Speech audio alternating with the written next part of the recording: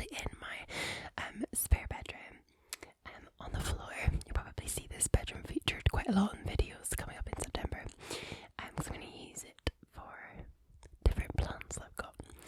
And this is actually my first proper video back after travelling to Rhodes. So I thought, I've got a lot of like different things for us to relax to, but I thought I could almost just describe a few things for you to kind of take you there and relax you, because guys, if I could, I would have got you all onto this massive plane and we would have all gone together and had the best time in Rhodes, but wasn't gonna happen. So so anyway, thank you so much for choosing me to help you sleep. I am so very grateful to all of you who continue to support and watch my videos. It's been a really good year, I think, for me personally, with the channel, and we've grown, which is really nice to see. And yeah, I'm excited for what's to come, so thank you very much. Okay, excuse me. So I actually have tonsillitis at the minute. So what happened was I got back from Rhodes, and then I noticed I had a little bit of a sore throat, and I was like, oh nah, I've got COVID again. Have I got COVID? And the way I was panicking all the way to the airport, because you have to do your tests. So I'd already done a lab flow test 2 days before to come home, but in the UK you need to do another a PCR test 2 days after. And I was like, oh my goodness, because when I got COVID, that's how it started, was the sore throat. Anyway, it became into a huge, really big sore throat just on my right side. And sorry, that's better now. And then my tonsils started swelling, just the one on the right. And it was extremely painful, and I was very unwell for a few days with tonsillitis. It started to improve, and then as of today, the left one has started to be sore when the right one is not as sore anymore. The left one has started to play up, and I'm like, oh, I'm going to go through this all again, aren't I? I'm going to go through tonsillitis again with the left one now. So we'll see what happens. I'm just so over it. I just want to feel good, because I've got so many plans and things to do. But it is what it is. I sometimes get that when I go away, if I go on a plane and things, I get run down. So I've obviously picked up a virus or something, and unfortunately it's infected my tonsils. But it's all good. So anyway, moving back a few steps to Rhodes. Now, I don't know if any of you have been to either Rhodes or maybe another part of Greece, but a lot of the Greek islands are relatively similar. There's obviously different things to see on the likes of Mykonos. You'll find a lot of your wonderful celebrities and whatnot will go to Mykonos. You've got Santorini, which is the postcard perfect place with all the white buildings and the blue little roofs. And then you've got Crete, you have Corfu, you've got there's loads of ones, but you also have Rhodes. And Rhodes is probably, I would say, the closest to Turkey. I don't know how you pronounce it, but there's a place in Turkey called Marmaris or Marmaris or something like that. And that's quite close to Rhodes. I think they were saying, one of the people that I was speaking to when I was in Rhodes town was saying it's 10 kilometres across the water or something to the Turkish shoreline. So it's really, really close to Turkey. And you can kind of see that in some of the architecture, because it's a little bit mixed between Greek, but also there's a kind of Turkish influence as well, so it's really, really interesting. But setting the scene for you, just to relax to, I just want you to imagine, so the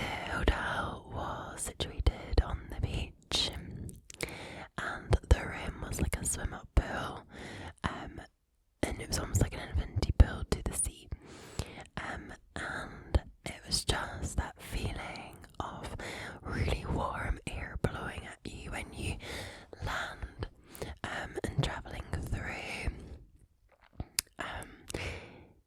into, Rhodes. Like here in the UK, it's like, don't really get warm nights like that, so I didn't land until really late on, but it was so beautiful, and I'm so glad. So I am somebody that is nowhere near that stage in my life. Am I ready for children? Not a chance. I'm not nowhere near that, right? So this was the first time I'd booked an adults only hotel, and I have to say, I couldn't look back. It was absolute bliss, like just to relax at the pool and not have like children screaming.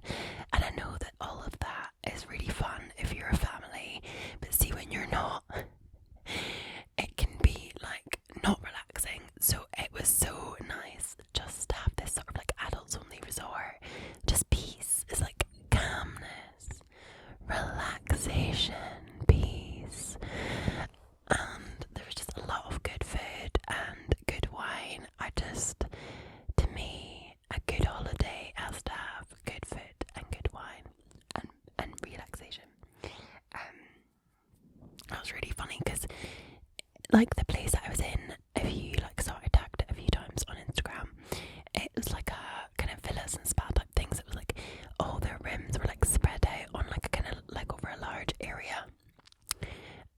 But so that was really good. But next door to the hotel was another hotel called Irene Palace, and this hotel was insanely annoying. So basically, it was like one of your classic, I think it's like a 3-star. It's like, I think it says a 4-star, but it's not. It's like a 3-star. And it is your classic like kids hotel. Do you know what I would call it? A classic British family kids hotel, right? So think that, okay? And they would blast the music and the entertainment out, and you're not meant to have any entertainment in Rhodes, so it's not allowed as part of the restrictions. But they didn't care. They had it anyway. Like, our hotel followed the rules, but that hotel was like, nope. So you could be sitting like on your balcony or whatever, like on the terrace and things at night time, and all you would hear travel across the coast was, I'm a Barbie girl in a Barbie world, it's fantastic, right? Or like Baby Shark do do do do do. Like, it was so loud. And I went for a little wander, like down, that way you can like sometimes go and investigate the other hotels. I went in, I was like, I'm gonna have a look and just have a look and see what this place is about. And as soon as I like walked in the little gate, all you could see was like so many children running around. There was like this little like go-kart track and darts, and they're throwing like things everywhere, and it was like I literally spun on my heels and walked back the other way. But I have to say, it was quite entertaining when you could just hear like Barbie Girl and stuff at like 11 o'clock at night. Don't think those kids ever sleep. So aside from that, it was very relaxing. You could look over to the bay, and it was just honestly, I'm so grateful to have been able to go somewhere like that, and it gives me some new content as well to think about. And I took some like sounds of the sea. I was actually going to film an ASMR for men video in the swim up pool, but it just wasn't going to work. The sun comes up too early. I would have needed to get up at 5 in the morning to get it, like when it's not too bright. And the plug wasn't working where like it didn't fit my stuff beside the like sliding doors, so I wouldn't have been able to get a light out to like our electricity out to my equipment as well where I was looking to do it. So I just thought, it's fine. It's fine. It was a nice idea, but it just wasn't gonna be feasible, so it's all good. But yes, I just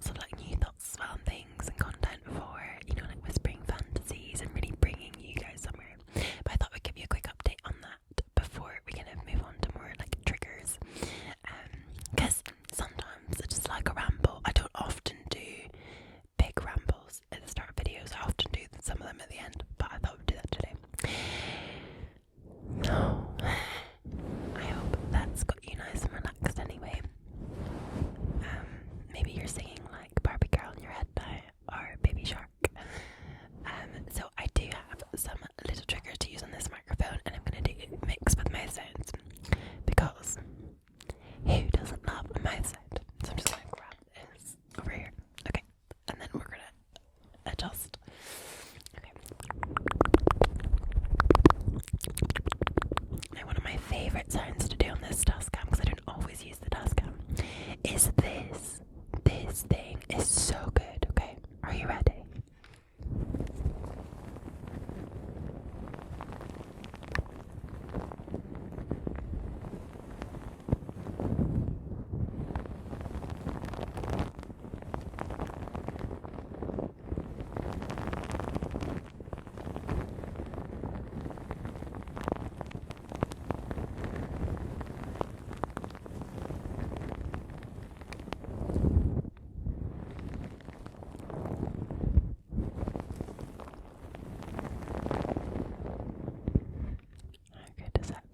Ears. Just love it so much.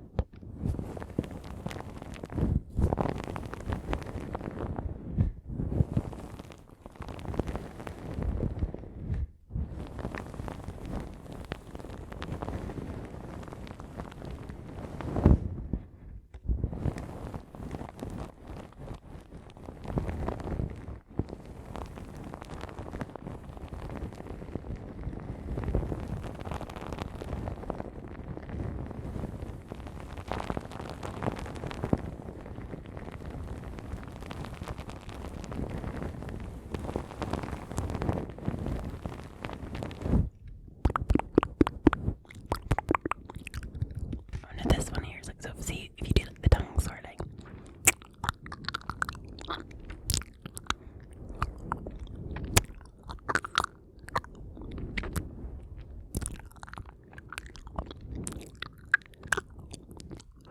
I think it probably does sound louder than when I do it on the other microphones. I think I'm going to actually invest. So basically I used to have like a 3DO that like the basic, really basic level, it broke. I took the whole thing apart and for some reason one of the mic capsules broken it, so only one ear works, and even that has got really bad like interference. So I'm hoping to get maybe another similar microphone now, because then I can use that and my Rhodes as well at the same time, and it just, I think, will add to like the real like 3D binaural effect, and also like touching your ears and things. With also in addition the quality of the Rhodes, you know, each side.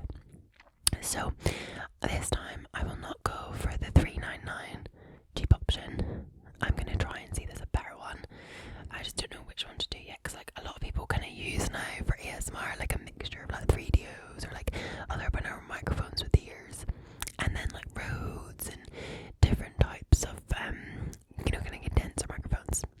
So that is my next improvement to my setup, and see how we get on. So I'm gonna have a nosy and a look at that.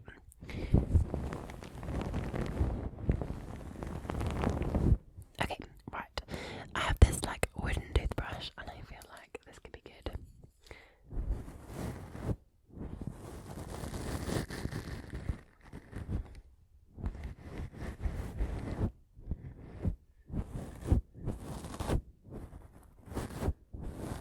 Also, I meant to say about Rhodes. You should have seen me, by the way, by the time I landed. Basically, I drove down to Manchester, and and there was I had like 2.5 hours to get through, and they had this like huge influx of like last minute bookings at the airport, like in the last few days. So they didn't have enough staff, which meant only one security like station was open, so only one lane. Manchester Airport is massive, so to have only one lane is insane. And I was in security for over 2 hours in the security queue, and everybody on my flight was in the security queue, and it got to the point where my flight was meant to take off, and we were all still in the security queue. It was so bad, but it meant that I hadn't then had like lunch or any food. I actually hadn't eaten since I left at like 8 o'clock in the morning, and this was now like 4:30, and I was planning to like have some like lunch, and then, you know, like I like to have a little glass of wine before I go on a plane, because you guys know that I'm a nervous flyer. So that didn't happen, and you should have seen my heart rate like on my Fitbit. It was like over 200, because I was so stressed I was gonna miss the flight. So I ran, got on the flight. Everybody everybody was thankfully on the same boat, and it took off in the air. And I have to say, I was actually very good, guys. I was very good. You'd be proud of me because I wasn't as nervous as I normally am. I was actually okay, and that was with me without any alcohol or like any diazepam or anything like that. But because I hadn't had anything to eat and I hadn't drank any alcohol in over 2 weeks before I flew out, because I was doing like a really intense like calorie deficit thing for going away, they obviously came round with like the drinks, and I was like, oh, I really fancy like a gin and tonic, and then I'll get like a wine for like later on because it's like a 4.5 hour flight. But they were like, oh, it's like 2 for something, like it was like a deal, like buy one free, or it was like 2 for like an extra 50 pence. So they ended up giving me 2 gin and tonics and 2 little bottles of red wine. And I have to say, guys, when I landed in Rhodes, I was absolutely pissed. Like, I was so steaming drunk, and I am very fortunate at that point that they didn't do the random like antigen tests, because they've been doing the spot like antigen tests before. They didn't do anything. They didn't even check my vaccination certificate. They didn't even check my antigen test coming in. They didn't check anything. But yeah, I thought I'd tell you that because some of you might find that amusing. But I was absolutely steaming. I was so steaming that the taxi driver took us to the hotel. I gave him a €30 tip. Who does that? Like, who gives the taxi driver a €30 tip when they've already prepaid? I think it was like €170 for a private transfer there and back. I gave him a €30 tip. Like, that is like quite a lot to tip. So yeah, I was that drunk, and they like I checked it in, and then they take you around like in your like a buggy to like the rooms. So I was on this golf buggy at like 1 a.m, like woo. I was a disaster, guys. Honestly, it wasn't my finest moment at all. I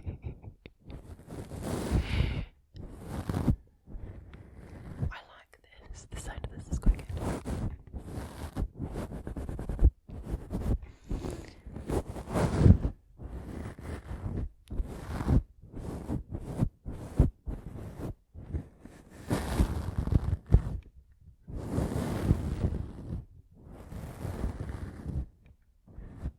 I'd use that again. Oh, this one. That's too big. Nah, not as good as the little one. Personal preference, I suppose. Okay, so I'm going to move on to a little bit of a bedtime story for you. I got one that I printed out.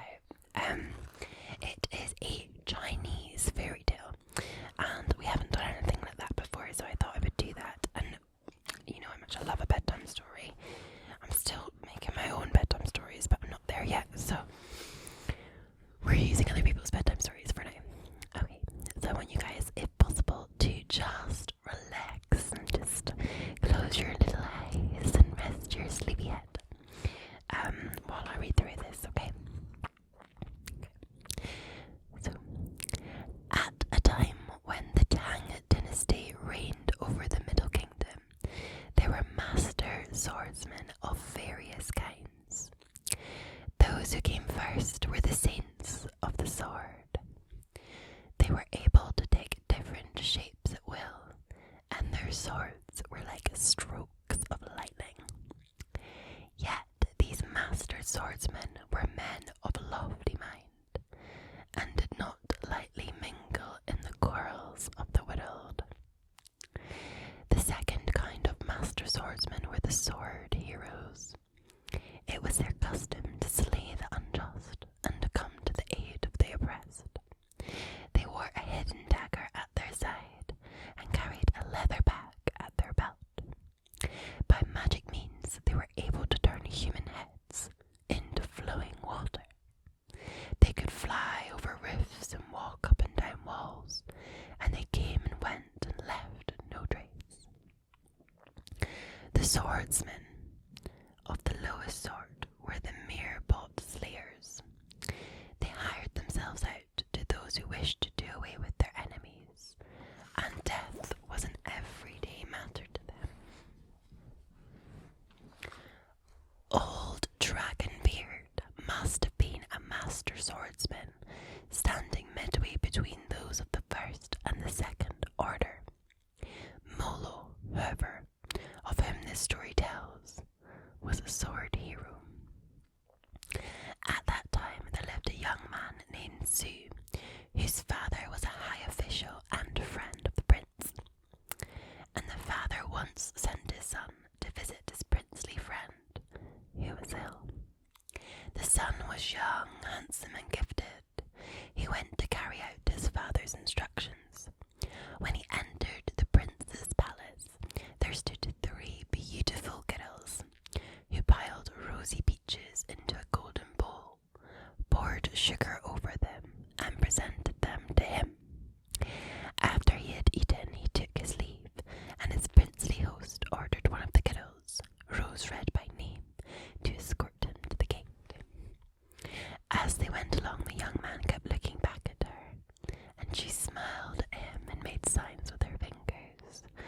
First, she would stretch out 3 fingers, then she would turn her hand around 3 times, and finally she would point to a little mirror which she wore. When they parted, she whispered to him, "Don't forget me." When the young man reached home, his thoughts were all in confusion, and he sat down absent-mindedly like a wooden rooster. Now it happened that he had an old servant named Molo. "What is the trouble, master?" he said. "Why are you so sad? Do you not want to tell your old servant about it?" So the boy told him what had occurred, and also mentioned the signs the girl had made to him in secret. Said Molo, "When she stretched out 3 fingers, it means that she is quartered in the 3rd court of the palace. When she turned round her hand 3 times, it meant the sum of 3 times 5 fingers, which is 15. When she pointed to the little mirror, she meant to say that on the 15th, when the moon is round as a mirror at midnight, you're to go for her." Then the young man was roused from his confused thoughts, and was so happy he could hardly control himself.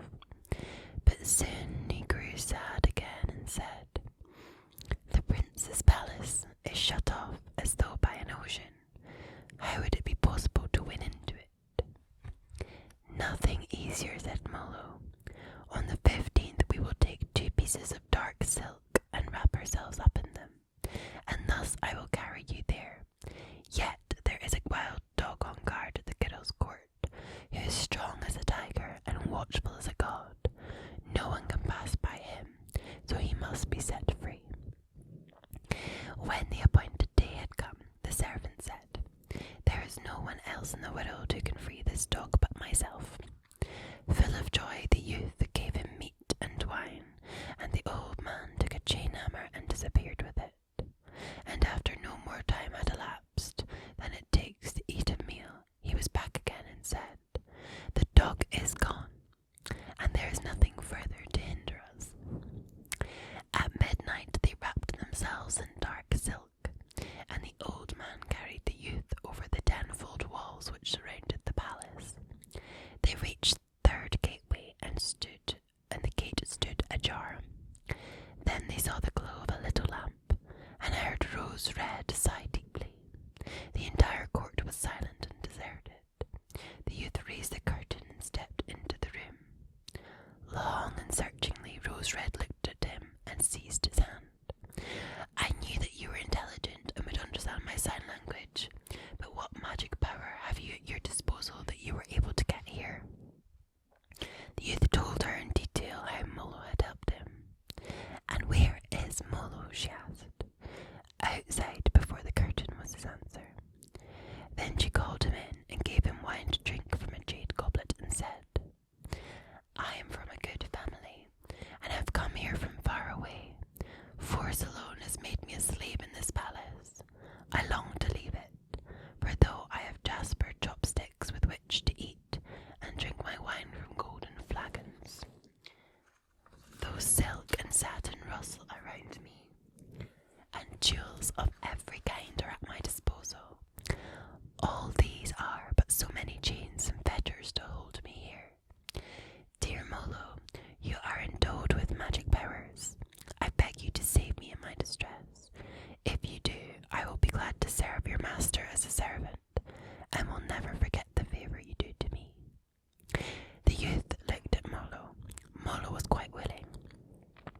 Majesty has permission to carry away Rose Red's gear and jewels in sacks and bags. 3 times he went away and returned until he had finished. Then he took his master and Rose Red upon his back and flew away with him over the steep walls. None of the watchmen of the prince's palace noticed anything out of the way. At home, the youth hid Rose Red in a distant room. When the prince discovered that one of his kiddos was missing, and that one of his wild dogs had been set free, he said, "That must have been some powerful sword hero," and he gave strict orders that the matter should not be mentioned, and that investigation should be made in secret. 2 years passed, and the youth no longer thought of any danger. Hence, when the flowers began to bloom in the spring, Rose Red went driving in a small wagon outside the city, near the river, and there one of the prince's servants saw her and informed his master. The latter sent for the youth, who, since he could not conceal the matter, told him the whole story exactly as happened. Said the prince, "The whole blame rests on Rose Red. I do not reproach you, yet since she is now your wife, I will let the whole matter rest, but Molo will have to suffer for it." So he ordered 100 armoured soldiers with bows and swords to surround the house of the youth, and under all circumstances to take Molo captive. But Molo drew his dagger and flew up the high wall. Thence he looked about him like a hawk. The arrows flew as thick as rain, but not one hit him, and in a moment he disappeared. No one knew where. Yet 10 years later, one of his former master's servants ran across him in the south, where he was selling medicine, and he looked exactly as he had looked 10 years before. The end. That's quite different to normal ones. That's a Chinese fairy tale. It just says it's called Chinese Fairy Tale, edited by Dr. R. Wilhelm. So, very cute. I hope you liked that one. I hope you liked it a lot. They're all different. I think I read The Ugly Duckling the other day, didn't I? Just because I've read all of the ones in my sleep book, and I'm making my own ones, which I have mentioned to my channel members, that I am trying to write my own sleep stories for you guys, just to read in videos, and I think it would be so fun. I think it would be so fun. Especially because, like, I think it's key. Some sleep stories are so long, and we probably want them to be like 10 minutes max. It's the ideal time for us on this channel, like a third of the video, so that you've got variety. I don't know why I love variety so much. Like, I get so bored with the same thing, so I try and make sure that, like, everything is varied, and that my videos, like, I think there's quite a lot of channels that will do like the same type of video again and again and again, like, I mean, like, as in, like, one video after the next, and that works for them, but for me, I just get really bored if it's the same. I just like variety, so because I like variety, I'm like, maybe you guys like variety as well, so that's normally what I do. But yeah, you probably didn't need to know that. I'm just rambling now. What am I like? Just love to ramble. Anyway, I hope you enjoyed, and I will see you on Wednesday for another video. I've got a couple of good ones coming this week. I think Wednesdays are one of my favourite type of videos to make, and I haven't made one in a couple of years. Okay, so